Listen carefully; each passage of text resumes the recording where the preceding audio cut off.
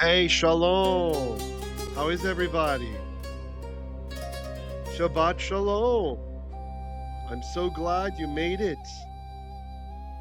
Today we continue with the ancient, real Triennial Torah cycle, which repeated 2 complete Torah cycles every Shemitah cycle, every 7 years. Today's Torah portion is found in Genesis chapter 41, 38 through 57. And the Haftarah starts in Isaiah 11, verse 2. Again, we aren't just wheeling and dealing with these. These are the actual ancient readings, as many communities used to study them. The Parsha is called Hanimsa, is found, or is there found, either way.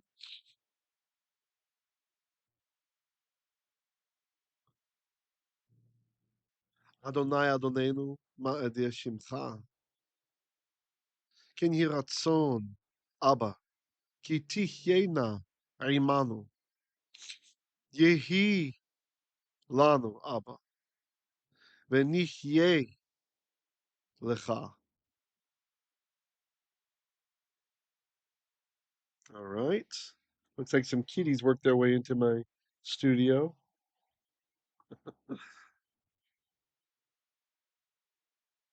Let's get started. Here you can see the marking in the Leningrad Codex that we have a new Triennial Torah portion here. And here's where it starts. This is Genesis chapter 41, verse 38. Let's scan the verse. Vayomer paro el avadai hanimsa chazeh ish asher ruach Elohim bo. By the way, to prepare for this teaching with you guys, I read the Hebrew parashah 3 times and listened to others reading it, translating and having them translate and helping them translate another time. And I read the Greek Septuagint translation one time, and I read the Jewish Aramaic Onkelos. By the way, if you appreciated the handout I made for Onkelos, I created a little interlinear for this week's Parsha just as an experiment to see if people would like it or not over on Patreon. You can see I'll have like one verse in Hebrew, and then aligned under each word is the Aramaic translation. Like it's an Aramaic interlinear, right? So instead of having like English interlinears, it's Aramaic from Onkelos. So for those of you who are interested or flirting with Jewish Aramaic, you can just kind of glance and see how similar a lot of it really is. I thought that might be interesting to whet the appetite. Also, you can just pick up a bunch of free words that are similar or the same. And you can see when there's 2 or 3 words used to translate one, that might be something that gets your interest. Oh, like what's happening over there? Or sometimes it's just the way that it's said, right? Like when Pharaoh tells Joseph, "Picha, by your bepicha, by your mouth." The Targum Onkelos translates that as "nemech," your word, right? So just kind of interesting, your word, like your word, the command, the mouth. Anyway, so you can kind of see a little bit how the different languages do that. I thought about putting the Septuagint in there as well, but I just am afraid it won't be benefiting too many people because you're going right to left. At least Aramaic goes right to left like Hebrew, and Onkelos is usually pretty literal translation. Not always, but usually. Hi, sweet sweet. Don't be scared. Good boy. Kitty trying to find his way. Hi, sweet sweet. He's a little freaked out. What's going on? You're not usually down here when I'm here. I don't know how you got in the studio. Clever kitty. So it just seems to flow, whereas I kind of made the decision that putting the Greek in there would kind of be counterproductive. And the time invested, I'm not sure that not many of you would really appreciate that or benefit. I know some of you are interested in Greek, but I think Greek would be better just in parallel rather than trying to do some kind of Hebrew Greek interlinear. All right. Vayomer Paro. Then Pharaoh said, El unto Avadiv. That's the Avadim, the servants of Iv, of him, his servants. Ha nimsa. The hey there's a question mark. That is the hey interrogative. So nimsa, well, matzah is to find. Nimsa is a nifal from that. Oops, I didn't mark that as nifal. Ha nimsa. Oh, you know what? It reads the same as a nifal, right? Ha nimsa, like has he been found? But really, this noon is the we. Sorry. So I should have read Hanimsa. Can we find as a call actually? So they sound the same. Nimsa, he was found, and Nimsa, we will find. So Hanimsa, can we find? Will we find Chazeh like this one? Ish, a man, Asher, who Ruach Elohim. The Spirit of God is in him.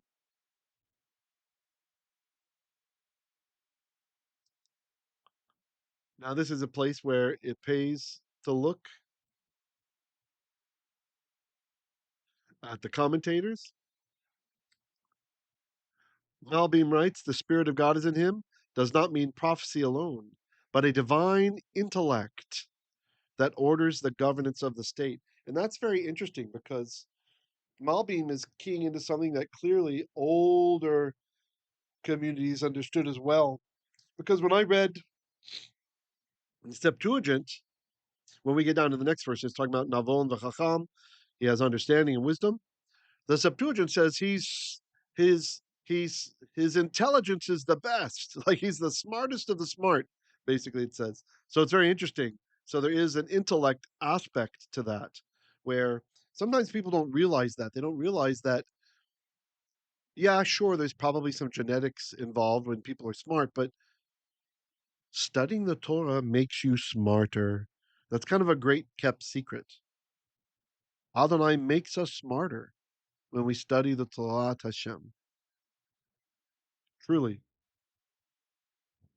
I'm trying to remember. I think the Aramaic in Onkelos said something like, instead of Ruach Elohim, it says like Ruach, was it Ruach Bekodem, or Ruach Kodem Elohim, like a spirit. Oh yeah, Ruach Bekodem Elohim, a spirit from before God. So that's quite a bit different. Like the spirit of God versus a spirit from before God. So there, I guess you have a little difference in the way that people saw it a couple thousand years ago, at least Onkelos, the way he saw it, right? So that's actually interesting too, because that dovetails nicely into the book of Revelation, where we read about the seven spirits of God in one place, but in another place, the seven spirits before the throne, right? So what are they? Are they spirits of God? Are they actually part of God, these ruchot, or are they spirits that just serve him that are before the throne? And so you can see even here, all the way back in Genesis, a similar difference of opinions is happening between one way to understand the Hebrew, simply Ruach Elohim, and then extrapolating that by Onkelos, who usually is fairly literal into Jewish Aramaic, as I think I was remembering a different place in the Parsha from the Septuagint here. So, I mean, from the Onkelos, Targum Onkelos. So I went ahead and grabbed it. Here it is. There's Targum Onkelos. The Aramaic says, well, Amma Pharaoh, then Pharaoh said to his servants, Hanishkach, can we find Chevain like this one? Givar man. And now here's what it says. The Ruach Nevuah min Kedom Adonai Ve. Who a spirit of prophecy from before Adonai is in him. So that's, yeah. My brain was paraphrasing it, or it's from somewhere else in the parsha before. But still, we got the Kolam Adonai and stuff. So that's interesting. So a spirit of prophecy, rather than just the spirit of God is on him. There's a Jewish Aramaic for those of you interested in that. Verse 39. Vayomer Paro El Yosef Acharei Hodia Elohim Otecha et kol zot ein navon v'chacham kamocha. Vayomer Paro El Yosef. Then Pharaoh said to Joseph, sorry for that. Otecha et kol zot. Oh, sorry, I skipped a line. My mind got jarred by that noise. I don't know if you heard it. Acharei, after Hodia Elohim, God had revealed. Literally, he caused to Yada, he made known Otecha to you, et kol zot, all of this. Ein navon v'chacham kamocha. There is none who is as understanding and wise. So this might be Henditis, it might be complete of wisdom. Navon v'chacham, none who is as discerning perhaps, and a wise man, kamocha, like you. Kamocha. Rabbi Arya Kaplan, in his meditation in the Bible, in the intro, explains that true wisdom is the ability to perceive God's guidance in the events of everyday life. True wisdom, true wisdom. Chochmat ha'emet is the ability, Merklichkeit, to perceive God's guidance in the events of everyday life. You understand? Not just when you're reading your Bible, you're focusing or you're at shul or something, but when all the goings on of life, we should always be communicating with our Father, right? Always interacting with Him. It's one of the beautiful differences between Judaism and the religion of Shalom. They have their set frozen prayer times, but we can talk to God, our Father, all day long because He is a Father. He's not some strange slave holder who doesn't care and detached. That's one of the biggest tells that that is a false religion. It claims to be Abrahamic, yet they can't call Allah Father. They find that so odd. Yet we have it all over our scriptures. We understand He's a father to the fatherless. And even to those who have fathers, He's our Father. Okay, let's continue. Verse 40. Ata tihye al betihi ve'al picha yishak kol ami rak hakisei egdal mimeka. Ata. This is an imperative, not imperative, but a an emphatic pronoun. Why? Because it says ata, you, to you. Ata, you, to ye. You will be. So indeed you will be, or you yourself will be over Beti, the bayit of my house, meaning his household, meaning everything he owns. Ve'al picha, and by your mouth, or by memech, as the Targum puts it, by your word, yishak, yishak. There's a dagish there because there's a noon hiding in there. The verbal root is nashak, nashak, which literally means to kiss, but metaphorically to submit, right? To show subservience to. How interesting! A Gezerah Shava comes to mind of Judas Iscariot and how he betrayed the Messiah with a kiss.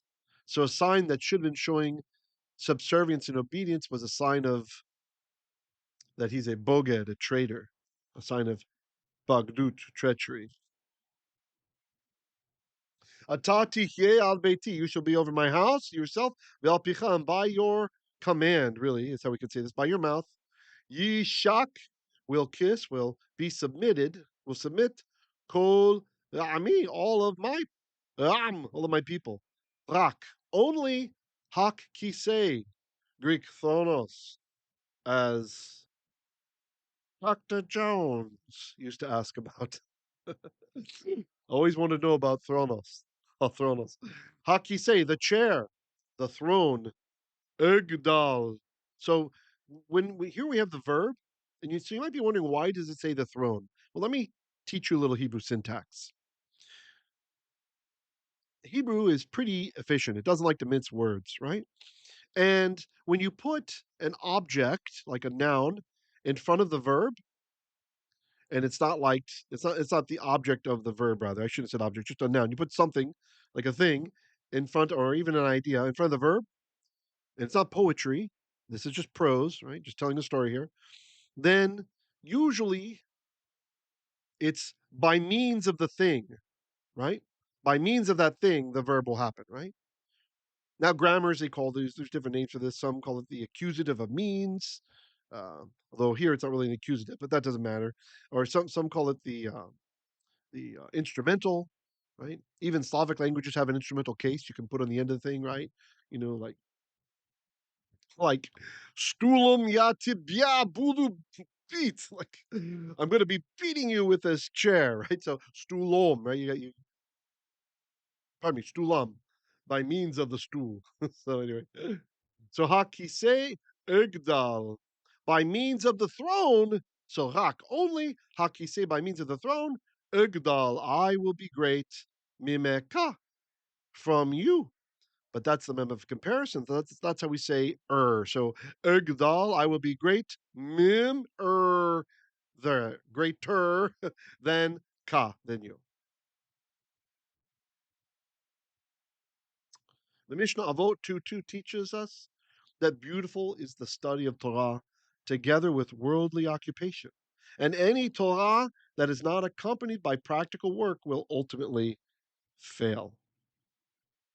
Very, very interesting teaching from the sages. All right, let's read the Codex.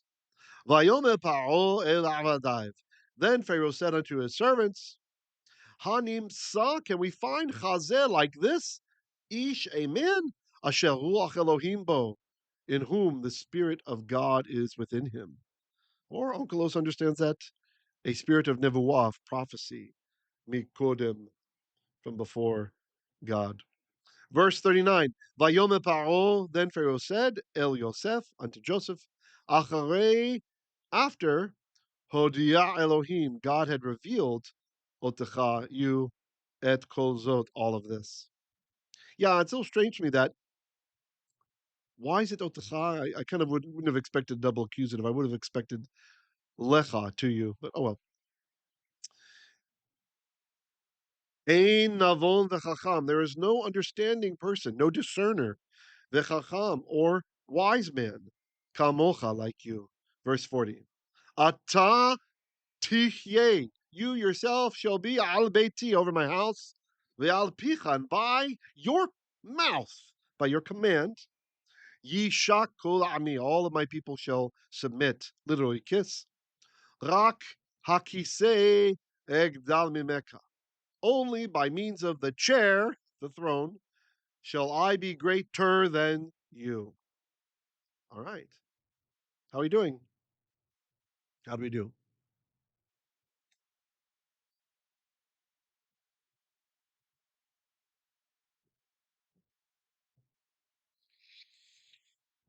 Verse 41. Vayome paro el Yosef, ראה נתתי אותך ועל כל ארץ מצרים. Vayomer Paro. Then Pharaoh said, El unto Yosef, that guy. Re'ei. This is an imperative, a command from Ra'ah. Look, Natati. That's from Natanti, and that's why there's a dagish there. Natanti became Natati. I have set or placed or given Otcha, you, all over Kol Eretz Mitzrayim, all of the land of Egypt. Rabbi Steinsaltz teaches in his work Biblical Images, authority in Judaism is never ownership of power, but responsibility for function. Right? This is the proper way to think about this, proper Yiddishkeit about authority. It's not something you have. It's not something you keep or you own. When we have authority, that translates into responsibility for function, right? There is a function of the authority. It is not self-aggrandizement. It's not, I'm on the Beit Din, I'm so big now.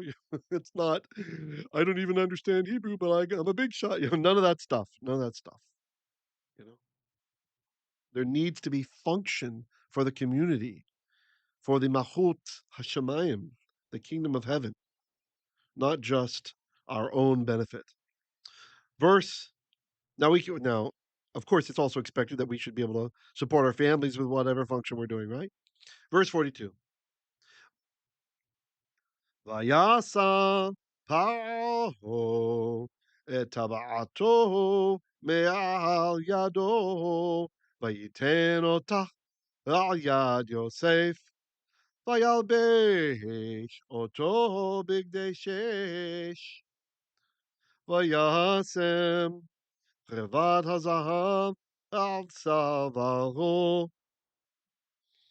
All right, let's translate. Vayasal pa'o. Then Pharaoh removed et taba'ato. There's a there's a Hebrew book, Adon Hatabaot, the Lord of the Rings, right? You know, we're talking about this today. There's a funny word for ring in Yiddish.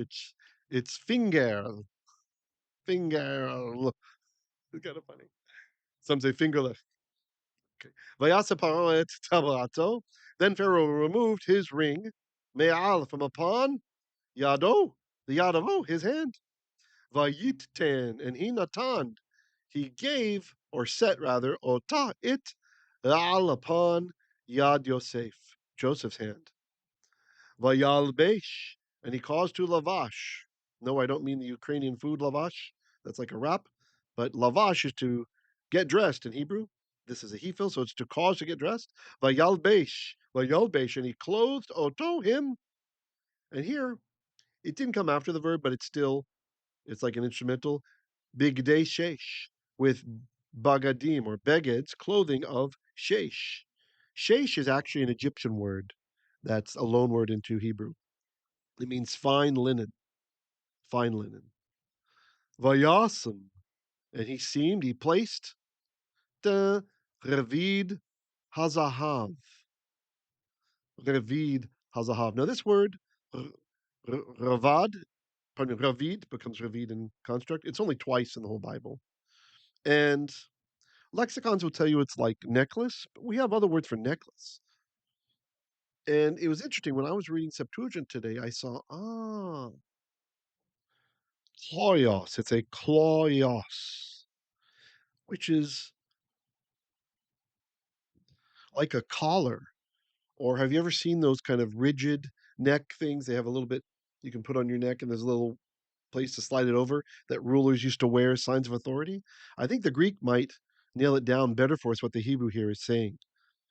Because this is a dyslegomemnon. It's only twice in all of the Bible, so I don't think necklace is really quite appropriate. I think it's one of these like collars of authority or something.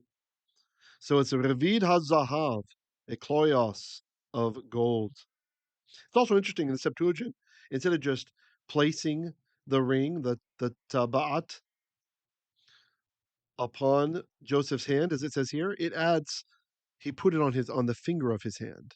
So I don't know. That's kind of interesting, more intimate. Imagining the Pharaoh, he takes it off his finger, and instead of just placing it in Joseph's hand, he slides it on his finger. Right? It's like really showing the transference of power, the issuance of authority in the Jewish Greek tradition. Al tzavaro, upon his neck, put it on his neck, the golden collar. Verse 43. Oh, actually, I have a comment first.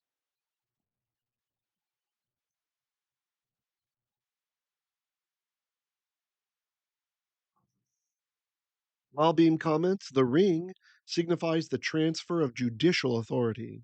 The garments signify political appointment. The chain is a visible sign of honor before the people. Okay. Verse 43 is a very interesting verse. Hold on to your hats. Vayakev oto במרכבת המשנה אשר לו ויקראו לפניו אברך ונתון אותו על כל ארץ מצרים. Vayakev. So Rachav is to mount, right? Like you mount a horse or something. So Vayakev Oto means he caused him to mount. So he put him up in a mirkevet. Mirkevet. That's just a synonym to Merkava, which in modern Hebrew means tank. It's a tank. But this is a chariot. Which chariot? Ha Mishneh, the second one. Asher Lo, which belonged to him. So Pharaoh kept his favorite one for himself, but he gave the second one, the backup one, he gives the chariot to Yosef. Vayikre'u, and they called out Lefanai before him. It's interesting. The Septuagint adds there was a professional caller who would call out before him. So there's a guy whose job is he'd go in front of him calling out this. But of course, we don't have that here in the Hebrew. Vayikre'u, and they called out Lefanai before him. Avrech. You'll notice this is black outlined if you're watching. This is my notation for it being a hapox legomemnon, meaning a word which occurs only one time in all of the scriptures. And avrech is a bit weird. The rabbis, they say all kinds of stuff. Oh, they kind of make it like related to blessing or something like this. But why in the world would Egyptians be calling out something in Hebrew to Joseph? It seems silly to even try to assume that. So I have the actual hieroglyphs for this in my book, Genesis Look Again, if you want to check that out. But this is likely a garbled Egyptian phrase. Ib, which is ancient Egyptian for heart. So the Ib, it's actually a picture of a heart usually, or sometimes they write Ib with the reed and the boot, and then the heart symbol is a determinative, and a stick under it if it's just a picture of a heart. That's some lips, which means that's like lamed in Hebrew, like two. Ach, and that's like Hebrew, ach, heart to you, meaning something like your heart unto you. This was a phrase Egyptians would say to one departing on the road. For the actual hieroglyphs you can see in my book. So isn't that interesting? So something like via con Deus in Spanish, right? Go with God. When someone leaves, you said to travel on the road, you would say this Iberach, Iberach. And what has happened is when Iberach comes into Hebrew, it's a bit garbled, right? But that's fine. That's what they're saying. And maybe this is actually even more totally correct. Maybe that was the dialect that the Hyksos king was saying, or what the people would say, right? Avrach, Avrach. Could be Avrach. In Hebrew, it means absolutely nothing. Okay, so don't buy into these. Oh, it means I will bless, or no, no. It doesn't even make sense that Egyptians would be shouting in Hebrew. Venatoloto, and was given to him. Oh, and he was placed, rather, appointed. Yeah, was given to him. It's kind of weird how it's phrased with the infinitive absolute here. Let's just say, and he gave him, or he set him. I think that makes more sense. All over the kol the Eretz Mitzrayim, all of the Eretz of Mitzrayim, all the land of Egypt. Verse 44. Vayomer Paro El Yosef ani Paro uviladecha. Pardon me. Uviladecha lo yarim ish et yado ואת רגלו בכל ארץ מצרים. Okay, Vayomer Paro. Then Pharaoh said, El unto Joseph, Ani Pharaoh, I Pharaoh, or I am Pharaoh. I'm the Pharaoh, perhaps. Ovil adecha, but apart from you, lo, not yorim. This is from the verbal room. It's a hollow verb. Rish vav mem. The vav went away. This is a hefil. That's why the yod is there, right? Cause to lift, cause to get up.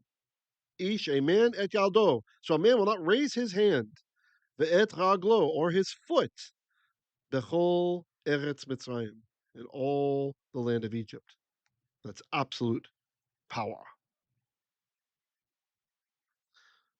The Ashkenazi Jew, Albert Einstein, that's the right way to say his name, is Einstein, one stone in Yiddish.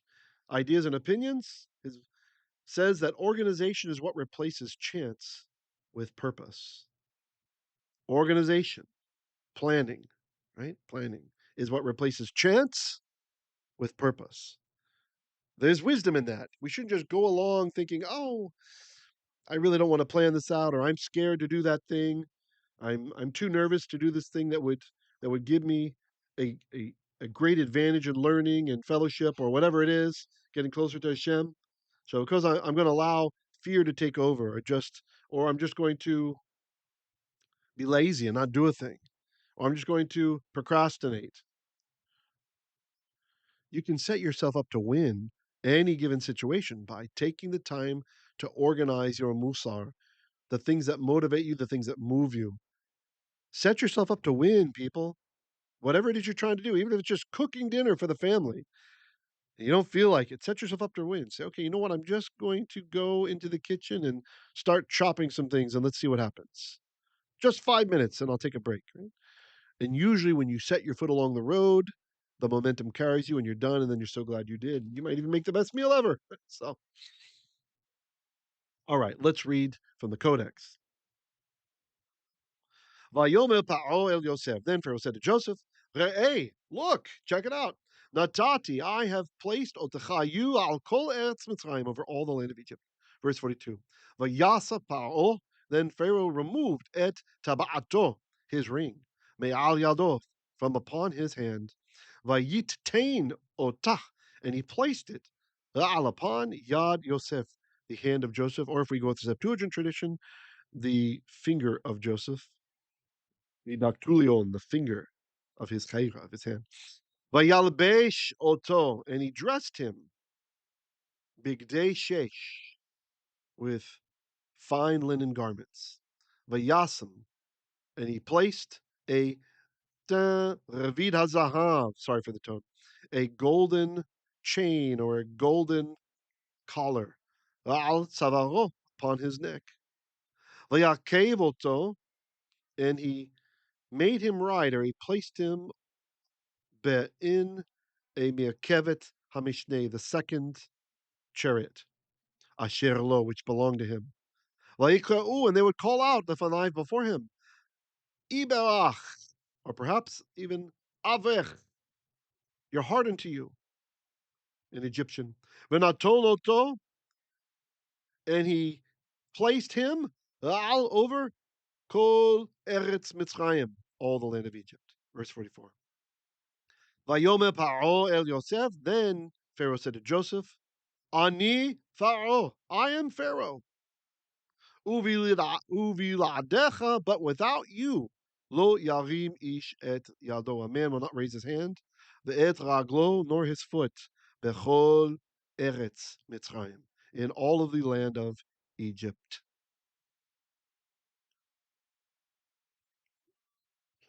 pretty, pretty good. That ain't too shabby. All right, let us continue. Genesis chapter 41, verse 45.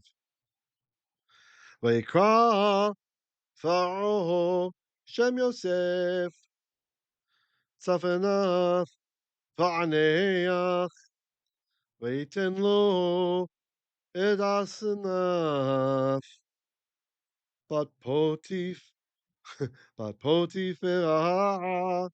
Kohen On Leisha Vayetze Yosef Haaretz Mitzrayim. That's a big verse. Vayikra Pharaoh, then Pharaoh called Shem Yosef, the name of Joseph, Tzafanath Pa'aneach. Now, my book goes into what this might possibly mean in hieroglyphs and Egyptian. There are no certainties, no universal agreements among Egyptologists and other scholars. I found it interesting that Targum Onkelos in the Aramaic says, Ukura Pharaoh Shum Yosef Gavro the mit Mron Golyon Le. Then Pharaoh called the name of Joseph, the man who uncovers mysteries. And then the lay is just to him. I don't know why it's at the end of the Aramaic like that. So I don't know. Is Onkelos just wheeling and dealing here? I mean, how does he know what that Egyptian meant? But I had a thought today. In the past, I always tried to attack. I mean, when I was preparing this teaching, rather, I had in the past I always tried to attack this as Egyptian, right? What can it mean Egypt? And it's confounded scholars for years, Egyptologists. And I started thinking, well, what if there's a good chance this is a Hyksos king, right? So he's a Semite. There's a good chance the king is a Semite and not an actual Egyptian blooded Egyptian, right? The Hyksos invaded and ruled Egypt for a long time. And then we know later, when the Exodus starts, we're told that a king arose in Egypt who did not know Joseph. And we know that there was a violent rebellion when the Egyptians, a revolution, they kicked out the Hyksos and they put an Egyptian as king again. And it would make sense that by that time there was an entrenched Israeli bureaucracy, right? Having been friends with the king and, all, and save the nation, all that stuff, and being fellow Semites, descendants of Shem. So you could see that a purge would want to remove everyone, right? He didn't know Joseph. So if this is the case, if I'm right about this thought about the Hyksos being in, and I'm not attributing anybody because this is my own thought. I'm sure others have thought of it too before. After I thought about it, I did see it in other places, but I don't need to attribute to them when I thought of it. So the Hyksos king, I was thinking, what if this name is from their Semitic language? What if it's not Egyptian at all? It doesn't mean anything in Hebrew, right? But what if it's from their language at all? And it's interesting. In many Semitic languages, tsafan, tsari pe nun, has the idea of hide or conceal, right? So this actually could be secrets or mysteries. It could be something like that. The Paneach, I'm not really sure what's up with that, but so that might be part of the problem. I haven't seen anybody who's ever tried to crack this code from looking at it from the perspective of an old, maybe Northwestern Semitic language or something, the region where the Hyksos might have come from. If anybody's ever run across something like this, let me know. I'd like to know. So, anyway, just another something to add. I'm not going to go into the Egyptian possibilities. That's in my book if you want to see it. And also in the last cycle, Josh. Vayiten lo, and he gave to him et Asenath. Now, this is a good Egyptian name, Asenath. Asenath, her name in Egyptian probably was something like this. Asenet, or Aset even could be. And then Nete is what this is our Neth rather Neth. This is the, and we have a goddess symbol, so meaning belonging to Neth, or associated to Neth. By the way, that's an Aleph. Isn't that neat? That's the Egyptian Aleph. They have an Aleph as well. Had an Aleph. Now they have an Alif because now their language is dead and they speak Arabic now. Bat Potiphera, the daughter of Potiphar, also a good name. That's in my book. I go into that. Kohen On, the priest of On, the Isha for a wife. Now it's interesting here. The Masorah says he's the priest of On, but I enjoyed when I was reading in the Greek the Septuagint, that 2400, 2600 year old translation in the Jewish Greek. It says that he was the priest of the sun, Helios. He's a priest of the Helios. Isn't that interesting? So probably not too far off, you know. Anyway, Leisha for a wife. Vayetze Yosef. So Joseph went out, or then Joseph went out, over Eretz Mitzrayim, the land of Egypt, like to survey the land. How you guys doing today? Chime in. I'm so glad to have you all here. Hope you're having an excellent time. Hope your Shabbat is great, or your Motzi Shabbos, as is the case in the islands here in the Western, pardon me, the Eastern Hemisphere. Where are we? Where are we? I hope you enjoyed this. I really, really love the Torah. It's so amazing and deep, and there's no end to your study. It never gets boring. There's never an end to it. You might achieve fluency in the language, and there's just still so much more you can learn, look at, and how were things interpreted back then, and etc. All right, let us continue. Genesis 41, verse 46. Yosef ben shaloshim shana ve'amdo lifnei paro melech Mitzrayim Vayetze Yosef milifnei Pharaoh v'yavo b'chol eretz Mitzrayim. Yosef. Now Joseph was, we don't have the was in the Hebrew, you have to assume it, ben Sheloshim Shana, the son of 30 years. So he's 30 years old. Now 30 years old is a realistic age for elevation in ancient Egyptian society. Autobiographies of officials of this type, like viziers and such, emphasize the length of service before elevation. Right? You don't have someone like a Tutankhamun who was 18 or so, 18 or 17, I think 18 years old Tutankhamun was when he became the king. That's different, the king, right? That happens from usually from death. Although actually yeah, I think was Tutankhamun elevated early? Although he probably was killed by the priest I, so who assumed power and became pharaoh then. That's a real interesting story, actually. The princess actually writes to the Hittite king and says, "Hey, this commoner's trying to marry me." Because in ancient Egypt, that's one of the ways you could become king by marrying the queen, right? The queen was the access to the king position. And so she sent letters, and the Hittite king didn't really know, was it a trick, was it a trap? And then she keeps writing him, hurry, there's going to be no time. If he's already made king, that's it. And so finally he sends one of it. She says, send a son and I'll make him king, right? So he finally sends an entourage. But I somehow gets word of it. He finds out, and they're all slaughtered.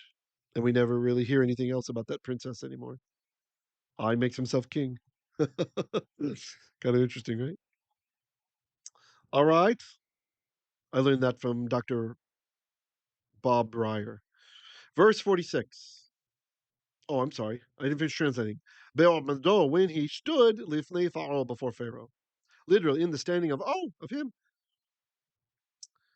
Melech Mitzrayim, the king of Egypt.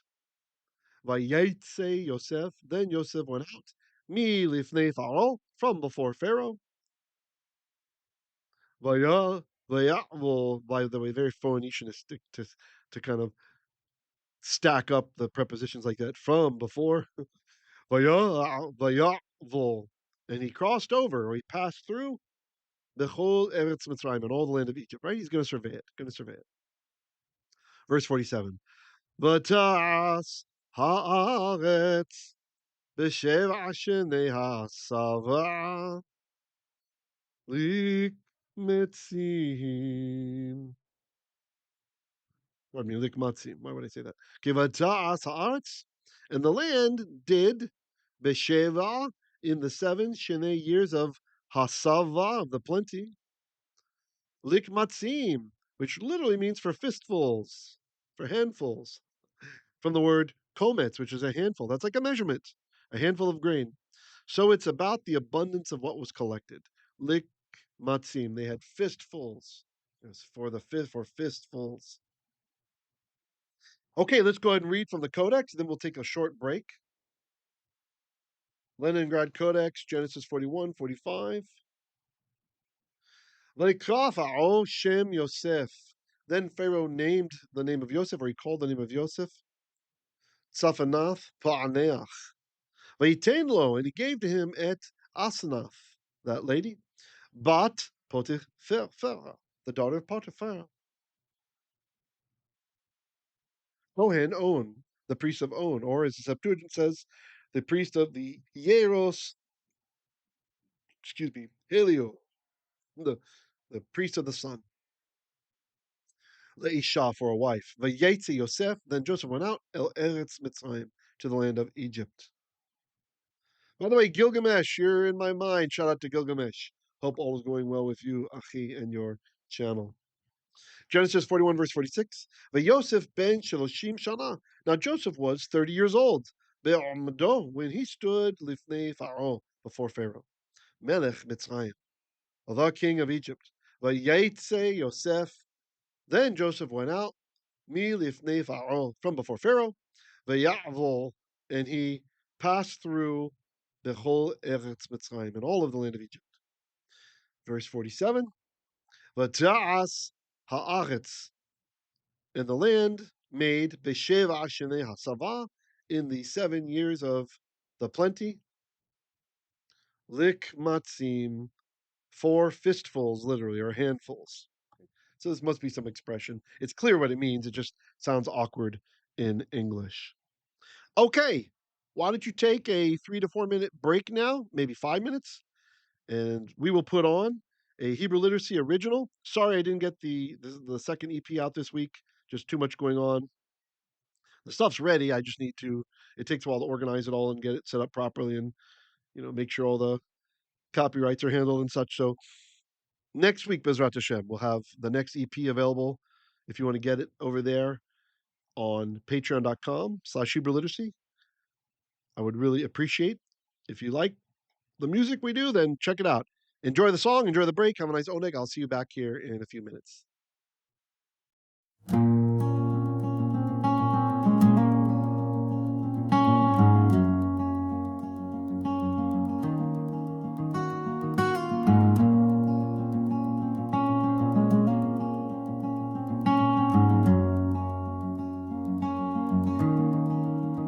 In shadows deep, where wealth does tread, a vital share, the gold has fled.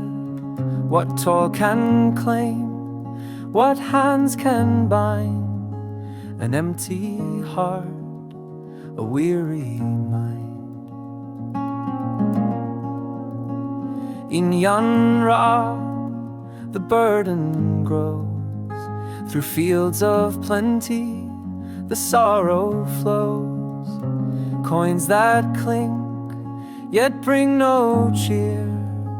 A hollow sound, too sharp, too near.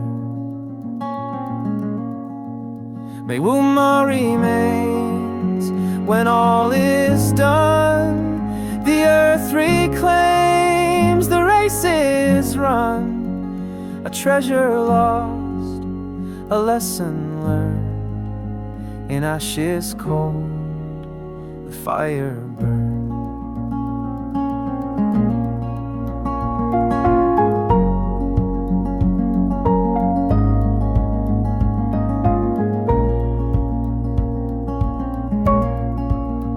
Through halls of stone, the echoes call. 1,000 hands can't hold it all. The weight of riches heavy lies, a fleeting dream beneath the skies. No measure counts the cost of greed, a simple truth, a simple need. The words are carved in ancient tone to find your worth in love alone.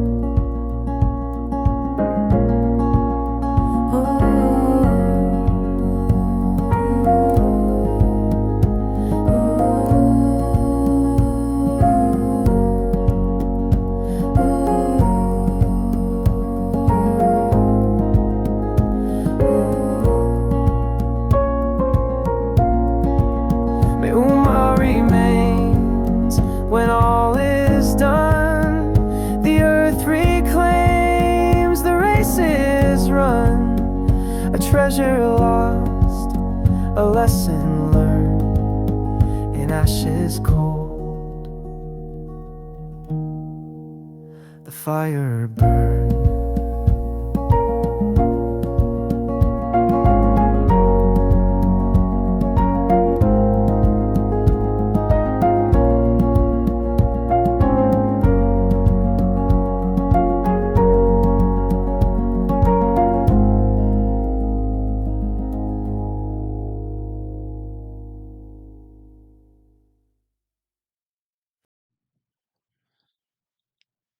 Hey, welcome back.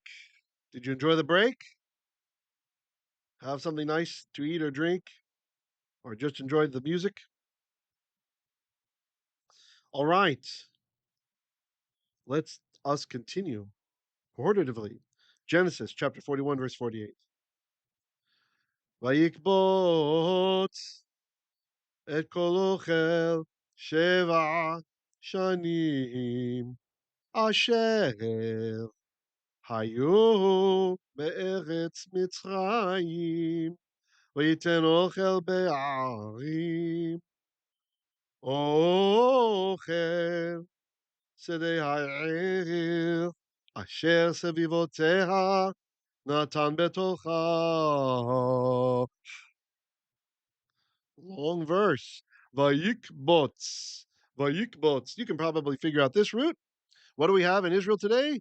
You might grow up on a kibbutz. Kibbutz is a collective farm, from the verbal root kabat, to collect. Vayikbots. So he collected et the kol the ochel, all the food of Sheva Shanim, 7 years. Okay.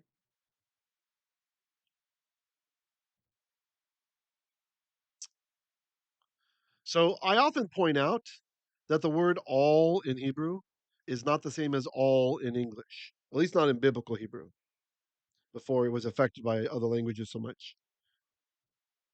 Now, Ibn Ezra comments here, not literally all of it, obviously, otherwise they would have died of famine right then and there, right? Like if he took all the food, they would have died even in the time of plenty. As when all the world came to Joseph, verse 57, Ibn Ezra points out. It is an exaggeration. He gathered as much grain as he could. Okay. So are we saying the Bible exaggerates? Not really. I'm not totally agreeing with the way that Ibn Ezra puts it here. I'm just throwing him up there because he's siding with me in what I've been saying for a long time that I hope you guys get. Kol does not always mean all in the way that we mean all in English, right? It's more like most of. Okay. Verse. Oh, wait, did I finish translating? I didn't. Sorry. Okay. Asher which hayu were be'eretz Mitzrayim, in the land of Egypt. Vayit tain ochel. So he natan, he placed the food be. So b is in, e is the. Why is it an e instead of ha? Instead of ah? Because it comes in front of an ayin with a comments that's unaccented. If you understood that, great. If not, don't worry about it. Don't worry. It doesn't matter. Be arim, in the arim, in the cities. Or it can mean in the male donkeys, which I don't think it means that. Slightly different pointing. De ochel, de sede ha'ir, the food of the field of the city. Asher which was sevivoteha, all around it. Natan he placed, betoch ah, in the midst of her, meaning the city. It doesn't look like it, but city is feminine. Yeah. If you don't know this word, check out my 60-second Hebrew vocabulary word on it that has some skyscrapers growing out of a person's ear. That's a nice way to remember it. Verse 49. ויצבוא יוסף בה ככל הים הרבה מאוד ועד כי חדל לספור כי אין מספר. ויצבוא Yosef. Then Yosef heaped up. Oh, interesting. I wonder if this is a Gezer Shava with later in the book of Exodus, where the people heap up the frogs in heaps. There's heaps of the dead frogs stinking the land. Interesting. I don't know. Nick Orr, you got an idea on this out there? Let me know. Vayitzbol Yosef. Then Joseph heaped up Baal, grain, not to be confused with purity. Kechol, like the chol hayam, the sand of the sea. In Greek, the armos of the sea. Harbe, a whole lot, meod, exceedingly. Ad, until, ki, when, chadal lispol, he ceased counting. Ki ein mispal, for there was no number. These are ancient societies, okay? We can't just say times 10 to the eighth or something. No scientific notation used then. They did have numbers for certain things, right? So that is why it's kechol hayam, like the sand of the sea. They just with so much grain being stored. Rabbi Arya Kaplan, the physicist rabbi, often distilled the Torah as consciousness altering. Applying that lens here, we understand that Forgetting suffering is not erasure, it is transcendence. May Hashem help us all to transcend the suffering of our youth. Right? So Yosef has gone from this place of absolute suffering to now he's in charge of all of the land of Egypt, the mightiest nation in those days. Verse 50. Uli Yosef yulad shnei vanim b'terem tavo shenat hara'av asher yaledalo asenaf bat potifera kohen on. Sorry, my mouse got frozen for a moment there, so it wasn't tracing the last few words. Bat potifera kohen on. Ule Yosef, then to Joseph, Yulad, this is a pu all passive. Yalad is to birth a desire, but Yulad is to be birthed, was born. De Shenevani, two of sons. Beterem, before Tavo arrived. De Shenat Ha'ra'av, the year of the famine. Asher, which, or when, Yalada, Yalada, lo, pardon me, Yalada, Yalada, lo, she birthed for him. Asenath, Bat Potiphera, the daughter of Potiphera, Kohen On, the priest of On, or perhaps the priest of the sun. Any questions? You guys doing all right? So glad to have you all here with me in the chat. If you're watching this later, make sure to enable the chat. Usually, my students, my brothers and sisters have great comments in the chat, and I'm learning from them as well. And you'll see my responses also to them in the chat, right? So there's a whole nother layer to what's happening here in the chat. So if you're just turning it up 20% faster and ignoring the chat, you might be missing something. Also, leave me a comment down below. If you missed the original chat, that's fine. Or if you're watching us on Patreon, you can leave a comment over there, or perhaps follow me on X if you're interested. Over on x.com. It's x.com/ at Hebrew literacy. I think that's the way to do it. If you want to follow me on X, sometimes I put my thoughts out there that are more political or something. Not always religious in nature, a little bit more myself over on X. All right. Well, no, it's not that I'm not myself here. I mean, I'm I'm more annoying on X. That's what I meant to say. Or I'm more loud. I'm louder on X about like the religion of shalom and all that stuff. So that's what I meant. Okay. Verse 48 from the Leningrad Codex. Vayikbot et kol ochel sheva shanim. So he gathered all of the food of the 7 years, asher hayu, which were the Eretz Mitzrayim in the land of Egypt.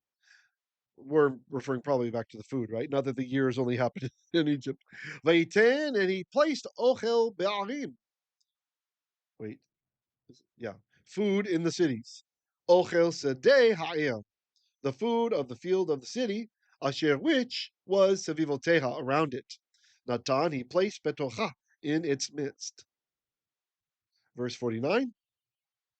Vayitzbor Yosef, then Yosef piled up heaps of bar, of grain. Kechol hayam, like the sand of the sea. Harbe me'od, exceedingly numerous. Ad, until ki, when chadal ispo, he stopped counting. Ki ein mispal, for there was no number. Genesis 41, verse 50. Uli Yosef yulad shenei vanim. Then to Joseph were born 2 sons. Beterem tavo, before arrived Shenat Hara'av, the year of the Ra'av, famine. Asher, who Yaledalo, birthed for him Asenath, Bat Potiphera, the daughter of Pharaoh. Her name's Asenath. Kohen On, the priest of On.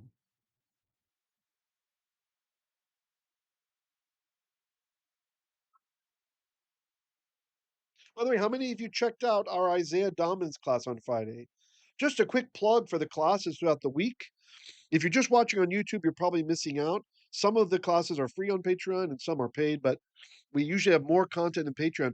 One of my students talked to me recently and was like, "Oh, I always enjoy your classes, blah blah blah, but you haven't been posting as much." No, no, no, not as much on YouTube. On YouTube. Also, when I post a class on YouTube, it's usually not always, but usually half the length of the same class over on Patreon. So you might want to consider coming on over, supporting what we do here. If you like what I'm doing, if you find it edifying and you're learning at all, please consider supporting us, sponsoring this work. There are not television commercials here, and we don't have the Google advertising turned on. When I had it on, there were advertisements for the religion of peace and all that kind of stuff. It's just really annoying. So anyway, would really appreciate your support. We have on Monday, I teach from the book of Judges. On Tuesday, we study from the book of Exodus on a very detailed level. On Wednesday, usually we teach from the prophets, right now First Kings, although there's been a little bit of shenanigans as we try to have our live meetup in VR on Tuesday, and we've had some technical issues. But some of you have been able to meet with me. That's been fun seeing you in VR. I really feel like you're there with me. We're meeting from around the world in virtual reality. Very cool. If you don't know how to do that and you want to know how to do that, connect with me over on Patreon and just send me a message. I always respond to the messages and I'll give you some advice on how you can meet up with us and when we meet up for our live meetings. It's nice fellowship, edifying. I enjoy it. I think everyone who's there has enjoyed it.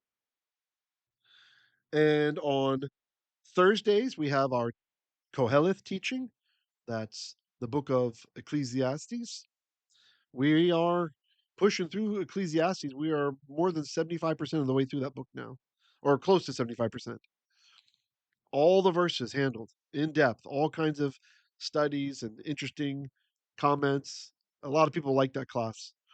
And finally, on Friday, we don't meet live for this one, but it's out there. There is Isaiah Dominance. The book of Isaiah is very difficult Hebrew, and it's one of those books you just got to go slowly and master a verse or two every week. And that's what we're doing over there. We're currently in chapter 5.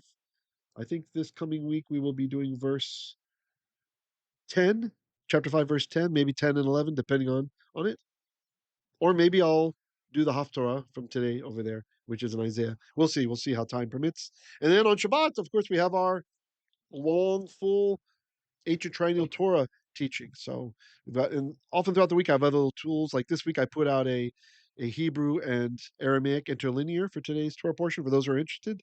We have other teachings and music and stuff like that. So anyway, there's always something going on. And this is really a great way to get stronger slowly and steadily in Hebrew, day by day. Give it 15 minutes, give it 20 minutes, 30 minutes, what you can give it, just steady and solidly, and you will progress. All right, Genesis chapter 41, verse 51. Vayikra Yosef et Shema bechol Menashe. I'm going to make this bigger, okay, guys? Because I'm worried about those of you who might be on a phone. Kinashani Elohim et kol amalihi ve'et kol beit avihi. Sorry if you can't see the whole codex, but maybe we'll zoom out a bit so those are both. Okay, fine. I'm going to zoom out now. Vayikra Yosef. So Yosef called at Shem HaBechol, the name of the firstborn, Menashe. Menashe. Key for, and then here's his thought. It's going to switch to first person. Nashan ni Elohim. God has caused me to forget.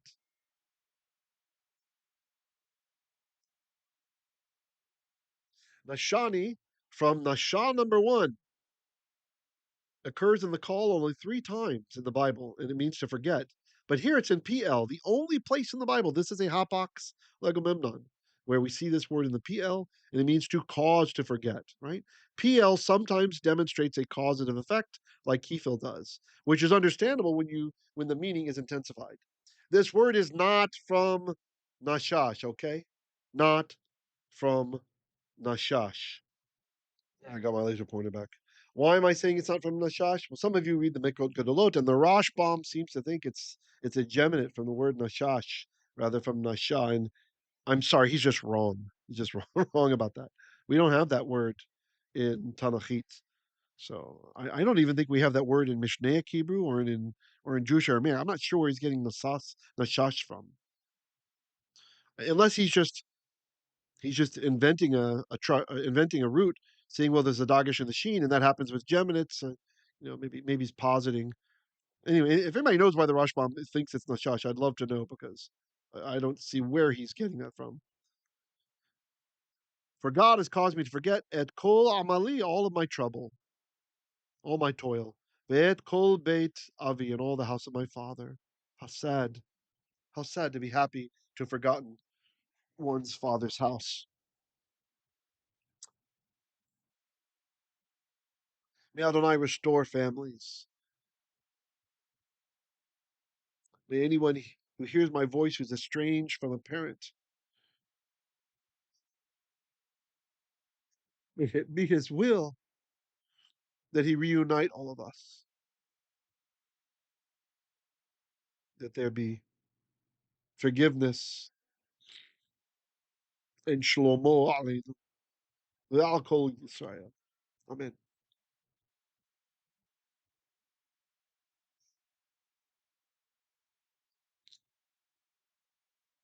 Verse 52. Ve'et Shem Hasheni kara Ephraim, ki hifrani Elohim be'eretz ani. Ve'et Shem Hasheni. Now the name of the second one, kara, he called Ephraim. Ki, because hifrani Elohim. God made me fruitful. You see the para being the root there? Actually, para. The hay went away. He's caused to para. He's caused to be fruitful. Me. For those of you who say the blessings, what do we say over wine? Bore peri hagafen. Who creates the peri, the fruit of hagafen, or the geffen, the wine, the vine, the fruit of the wine? Derp. The Eretz Onyi, in the land of my suffering. Onyi, notice there's two yods, it's Oni. So affliction or misery, it's from the verbal root Rana, number two, which is to be wretched, emaciated. Not, sorry, I don't know where I wrote bent over. My typos are weird sometimes. Or suffering. There's a burnt offering and there's a bent offer.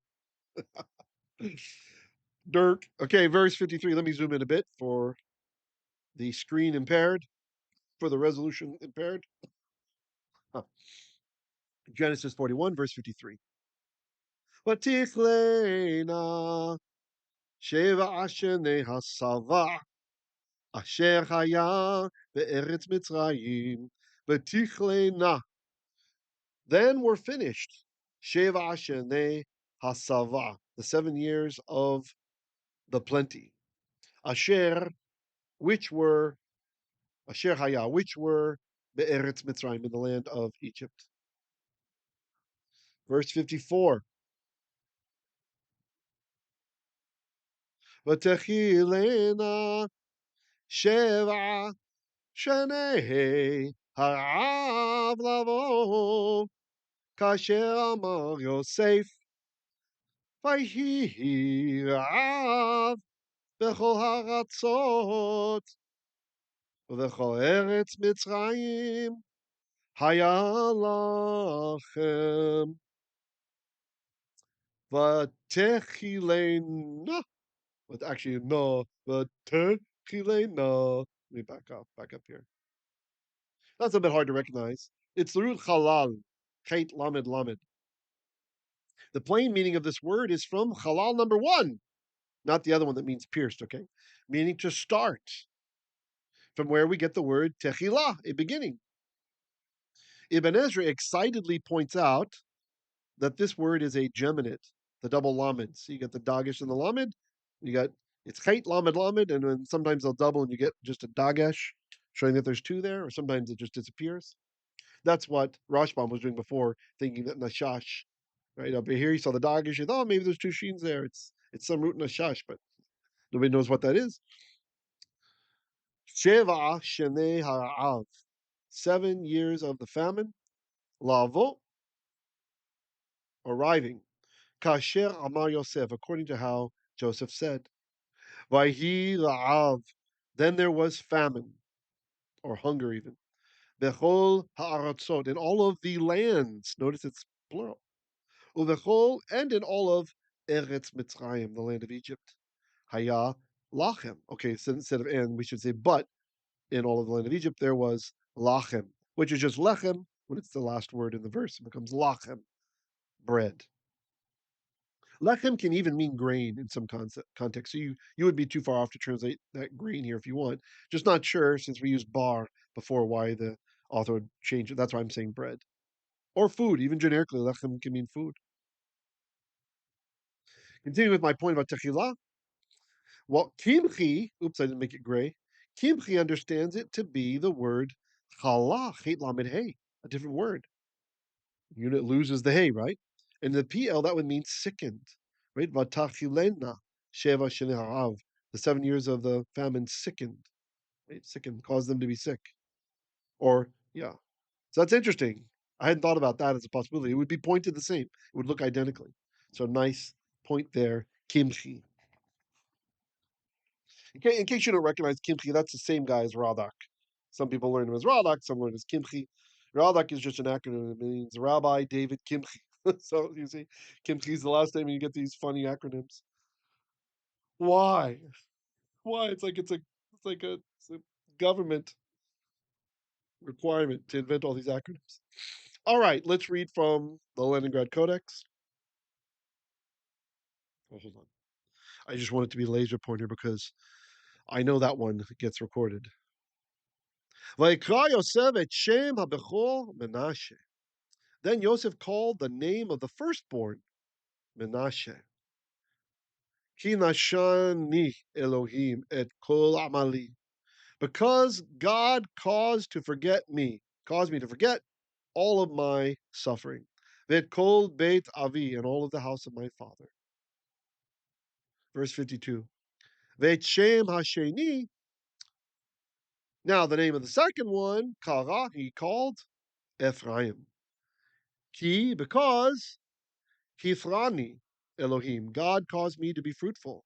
The Eretz Onyi, in the land of my, you could say humiliation, even, the land of my humiliation, the land of my affliction, my suffering. Verse 53.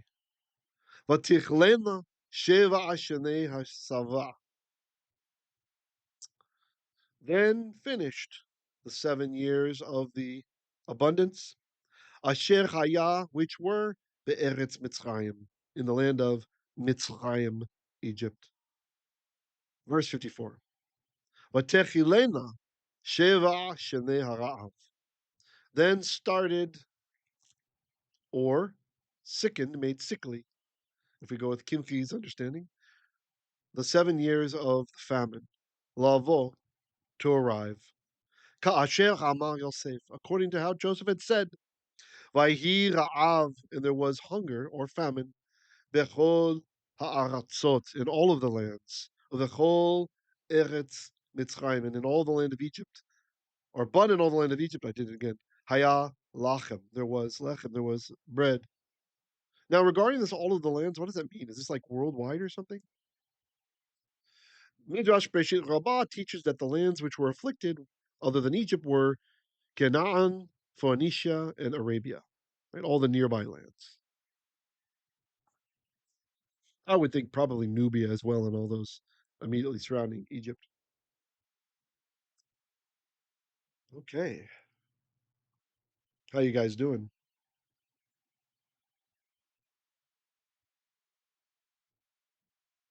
I just realized the Hebrew literacy at the bottom blocked out part of the text, but at least you can see it in the codex, right? Let me. Boom. There, you can see it. Don't want that to happen, actually.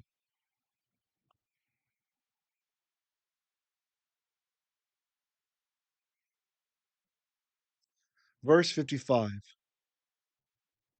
ותרעב כל ארץ מצרים, ויצעק העם אל פרעה ללחם, ויאמר פרעה לכל מצרים לכו אל יוסף אשר יאמר לכם תעשו. Okay, let's translate. ותרעב, and was hungry. Kol Eretz Mitzrayim, all the land of Egypt. Vayitzak ha'am. So the people called out, El, unto Paro, unto Pharaoh, lalachim, for the food, or concerning the food. Abarbanel comments that during the good years, the Egyptians had sold grain to foreigners and made a killing. They were confident that the Nile would rise again next year and water the land. Now they wanted Pharaoh to decree, as countries do in times of famine, that no food could be exported.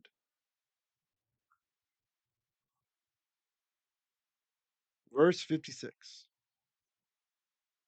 Oh, I'm sorry, I didn't finish translating.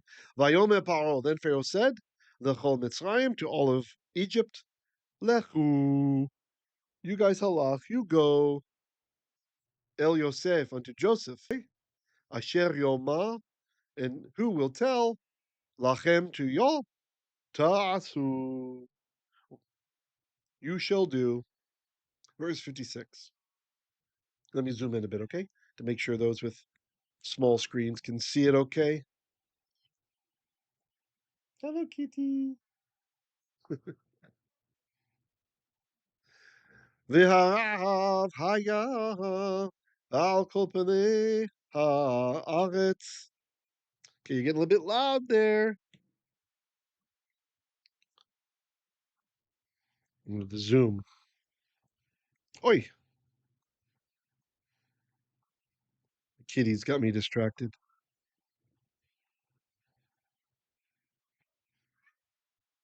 Okay. V'harav. V'harav haya al kol panei haaretz.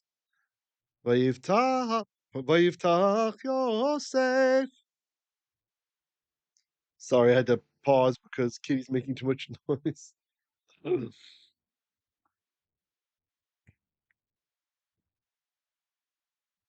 Vayivtach Yosef ekol asher bahem vayishboho lemitzrayim v'chezak harav be'eretz Mitzrayim.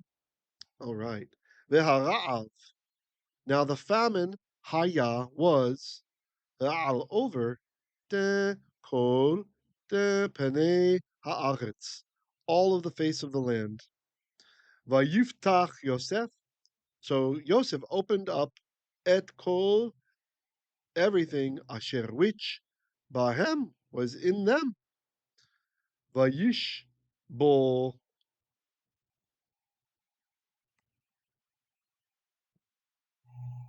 and he sold grain. The reason that Joseph immediately opened all the silos instead of only the ones which were immediately needed was to see which ones contained grain that was capable of indefinite storage and which needed to be sold first in order that it should not deteriorate. Right? That makes sense. Timing it in such a way so that you don't waste stuff. And then my pointer's frozen, so look at the text after the purple marking by Yishbol, and he sold grain, Lemitzrayim, to Egypt. Vayechezak hara'av, and the famine became strong, be'eretz Mitzrayim, in the land of Egypt. V'chol ha'aretz, so all of the land, in the Septuagint, the Greek is chorai, so it's plural, like all the countries, all the lands. And then the verb is plural here also, ba'u, they came, Mitzrayim, to Egypt. So I'm not sure why that's singular there in the Masorah. Lishbol, to buy grain, El Yosef. Now that's probably not unto Joseph. El occasionally can mean from. So from Yosef, or they went, oh yeah, to buy grain. So they went to Joseph. Is probably what it's saying, right? Ba'o El Yosef. They came to Joseph, interrupted by Mitzrayim Elishbol. Ki chazak, for strong was hara'av, the famine, bechol haaretz, in all of the land. And that's the end of the Torah portion. That's it. Can you believe it?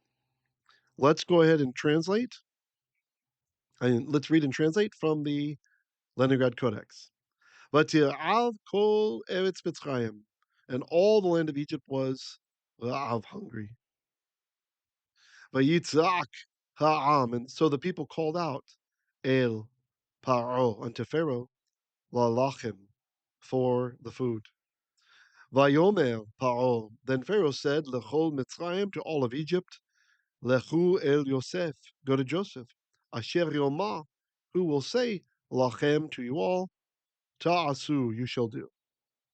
Vehara'av haya, now the famine was al kol penei haaretz, upon all the face of the earth, or the land. Either way, you could translate either way. Vayiftach Yosef, so Yosef opened up, et kol asher bahem, everything which was in them. Missing an antecedent there, but it's kind of, well. Vayishbo, so he sold grain, Mitzrayim, to Egypt.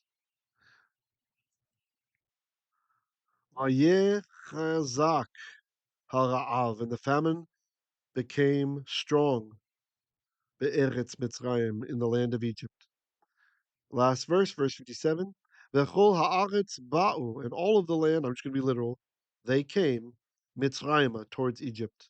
Lishbo, to buy grain, el, from Yosef, literally unto Joseph, it will say, maybe to trade with Joseph.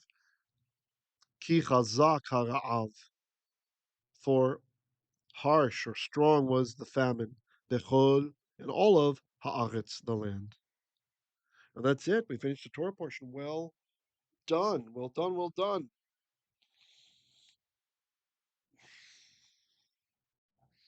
All right, let's look at the Haftarah. The Haftarah is Isaiah 11, verses 2 through 9. Let's go. V'nacha alayv ruach Adonai. And the spirit of Adonai will nacha.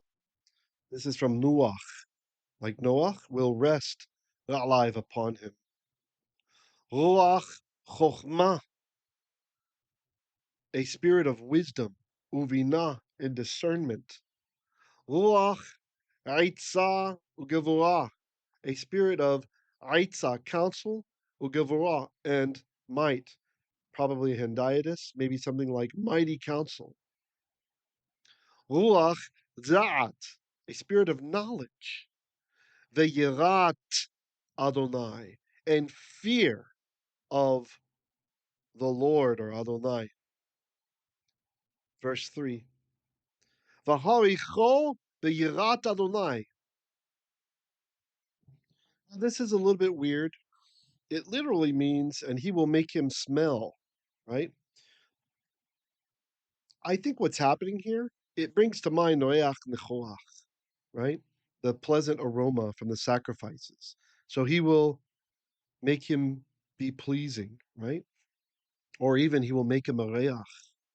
He will make him into a sweet aroma, perhaps a sweet sacrifice. Be'yirat Adonai, by means of reverence of Adonai, or the fear of Adonai. Ve'lo le'marei einayv, but not for the appearance of his eyes. Yishpot, will he judge. Ve'lo, and not le'mishma oznayv, for the hearing. Okay, so not for the sight of his eyes, probably that appearance. Will he not by the sight of his eyes will he judge? Ve'lo le'mishma oznayv, and not by the hearing of his ears. Yochiach, shall he reprove or punish. V'shafat betzedek dalim, and he will judge justly the poor. V'hochiach, and he will correct the mishor, with uprightness, or a level place, le'anvei aretz, for the poor of the land, or the afflicted of the land. V'hikpa eretz, and he will correct or reprove land. It feels like it should be haaretz, the land, veshevet piv, with the scepter of his mouth, uveruach sifataiv, and with the spirit, perhaps even breath, of his lips. Yamit rasha, he will execute the wicked. Verse 5. Vehayat tzedek ezor, and righteousness shall be ezor, like the cloth you wrap around your waist, right?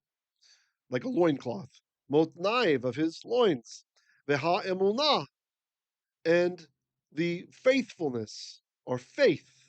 Ezor, the loincloth of chalatzaiv. So that's also his loins, but when they're used together like that, then we have his hips and his loins. So the cloth wrapped around his hips, and the faith will be the cloth wrapped around his loins, for his loins. Verse 6. Vega ze'ev aim keves, and a wolf will dwell with a young lamb. Venamer, and a leopard. Aim with gedi, with a with a kid. Yirbats, they will ravats. That's when the animals they bend their legs. Cats do this all the time, right? When they feel comfortable and safe, they bend the legs underneath their body and they kind of sit on their legs. That's what this leopard is going to do. The egel, and a young bull, an egel, a young bull, uchafil, and a young lion, umeri, and a fat sheep, yachdav, all together. The na'al, katon, and a young lad, noheg bam, will lead them, a human lad. For those who think, will our pets be in heaven? Some pastors, they say, no, no. I've even heard some rabbis say, no, they don't have spirits, blah, blah, blah. Okay, so this prophecy is just full of it. Come on. There will be animals in Olam Haba. Ufara vadov, and a heifer, and I'm seeing it in my mind, the thing with the big ears, Winnie the Pooh, the bear, and a bear, tiraina, will graze. Bears are going to graze. There won't be any more carnivorous activity. Yachdav, together. Yirbetsu, they will do that Ravatz thing I was saying. Right? They'll just be at peace, chilling, laying on their legs together. Yaldehen, their children. The Aryeh, and a lion. Tabaka, like the bovid, right? Like the cow. Yochal Tevin, will eat straw, will eat hay. How beautiful. For anyone who's ever felt terrible when you watch those nature videos and there's a cute little gazelle, a baby, and it's being torn to pieces. That's not going to happen anymore. Verse 8. V'shi'asha yonek al chul paten. And a suckling, or like a toddler, suckling really, will gladden, will be glad, will be happy near a viper's pit. The chul of a fetin became paten. You can see it's almost like Python, right? The Hebrew used to be a th when there's no dagesh. So pethin. Here it's pathin, right? See how you got Python from that? A viper. Ve'al, or cobra. Some translate that as cobra. Ve'al meurat tzivani. Me'ura is like a hole or a den. Meurat tzivani. Ve'al meurat tzivani. And by the den of a viper, gamul yado hada.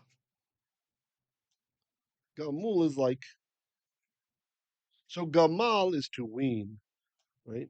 Oh, this is passive. Gamul. Okay, okay, okay. I see what the parallelisms. We have yonik, like a suckling, is gonna be gladdened by the whole of a cobra, and the gamul, a weaned child, right? So he's already old enough to be weaned. Near. So the same verb will be gladdened by the meorat sifoni, the by the pardon me The den of a viper he will yado hada. Sorry, it's very poetic. His hand he will set, will place. Lo yara'u. That's he feel from ra'ah, to do evil, to do harm. Lo yara'u. They won't cause any harm. Velo yashchitu, and they won't ruin or destroy. Bechol ha kodshi, in every one of my holy, in all of my holy mountain.